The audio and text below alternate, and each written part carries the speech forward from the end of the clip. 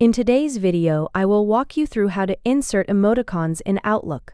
Please like and subscribe if this video helps you. You can access Outlook by visiting the official Outlook website or opening the Outlook application on your device. Once you are logged in, go to the Outlook dashboard and click on New Mail in the top left corner to open a new email draft.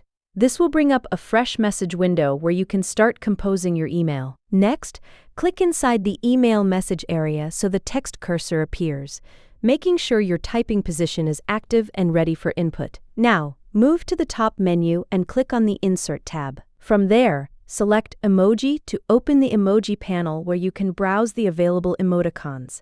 Take a moment to go through the list of emojis shown in the panel. When you find the one you want to use, click on it and it will automatically be inserted into your email message at the cursor position. If you want to add more emojis, you can continue selecting additional emoticons from the same panel and place them throughout your message wherever needed. Once you are done, you can continue writing or send your email as normal with the emojis included in your message.